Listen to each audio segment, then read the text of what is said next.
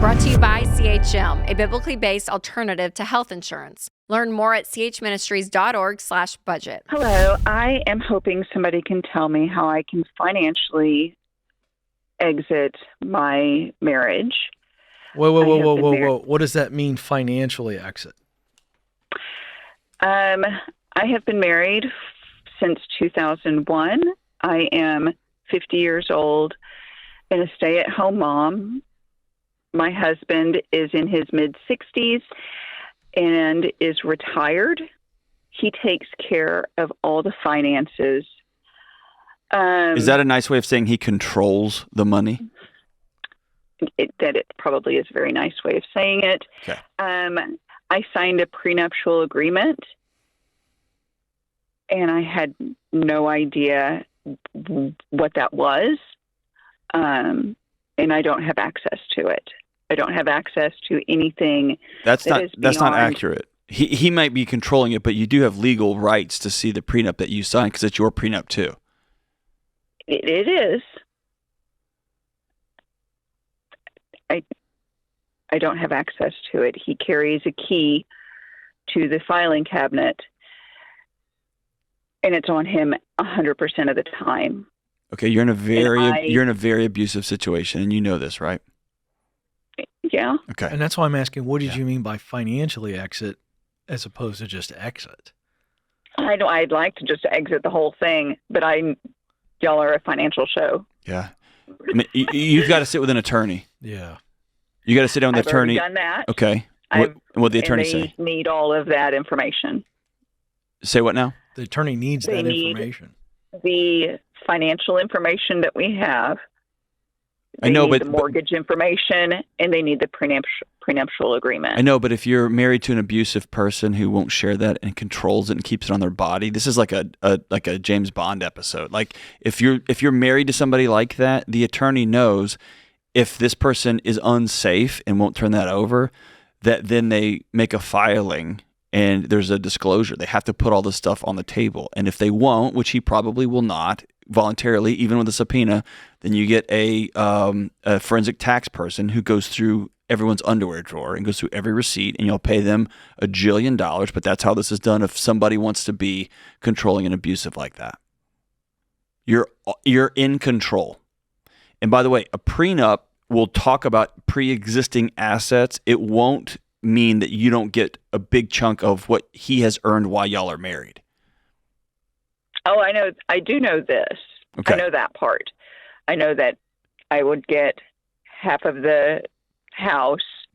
So tell me, are you trying to get this information without him knowing you're talking to an attorney? Is that the problem? Yes. Okay. That may not be possible. Yeah, I don't think it is. I think you have to do what John just said. The only way he's going to do this is under court order. That's exactly right. It sounds like that's your only path unless you're sneaking around, in the middle of the night. He has too much allergy medicine and you're pulling the key around his neck. This sounds like a bad Lifetime movie. Yeah. Rarely is somebody that controlling that's not abusive either physically and or emotionally. Is that true also?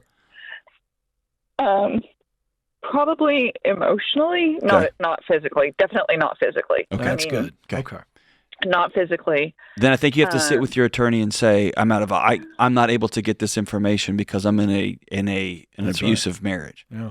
And then we got to go to step 2.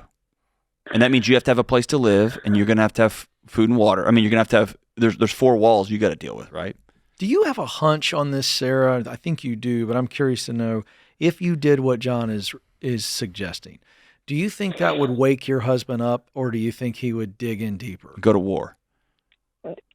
He would go to war. Okay. Oh, bless your heart. I hate that for you. I'm so sorry. Yeah.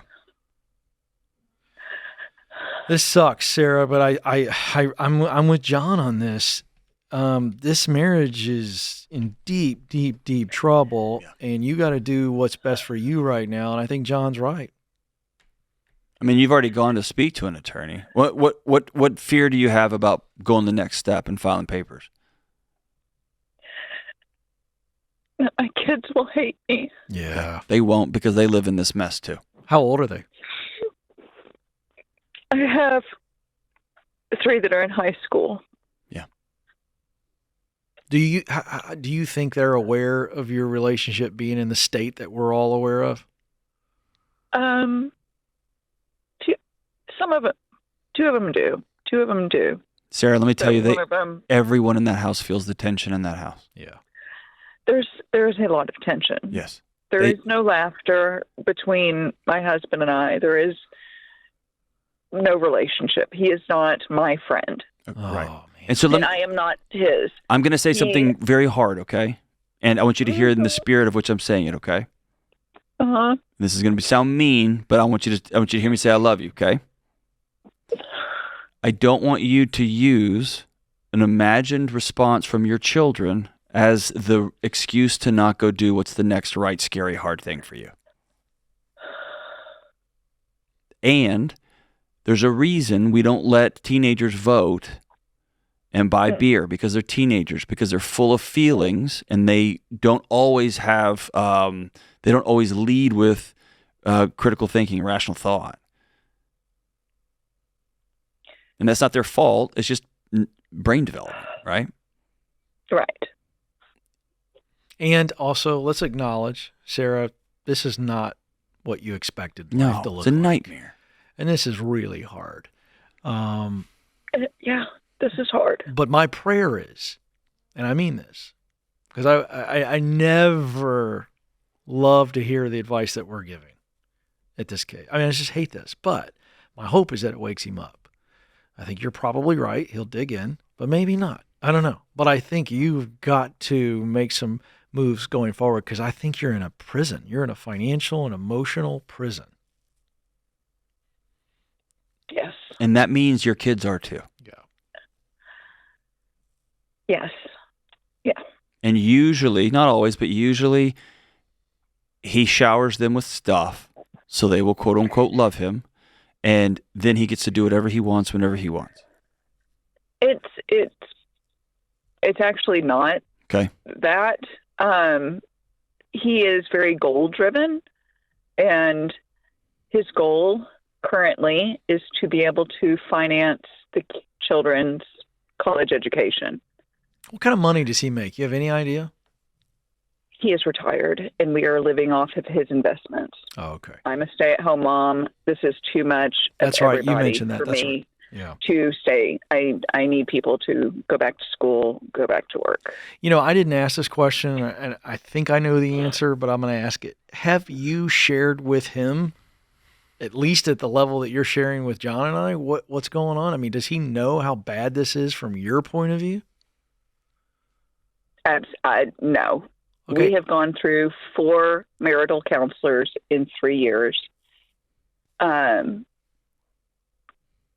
of them I felt like were not seasoned enough or on the verge of retirement. One of them fired us, and she was the one who saw the issues. Yeah.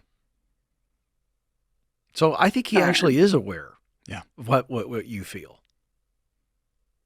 Or this word gets thrown around a lot, diagnostic. I mean, it gets thrown around the internet a lot, and I'm in no way going to make any sort of diagnostic guesses here, but this sounds like a true narcissist.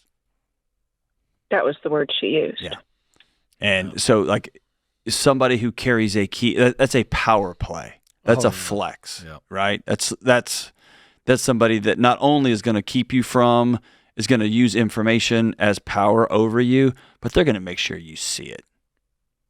That's somebody who's not well. And there are some extraordinary people, I know them, and in Texas, attorneys who have dedicated their lives to helping women in this exact moment, who don't know up from down, who are not allowed to live in their own home. And so if you've already gone, my recommendation would be to sit down with your attorney and say, okay, what's step 2? And I hate this for you. As Ken said, I hate having to give this kind of wisdom.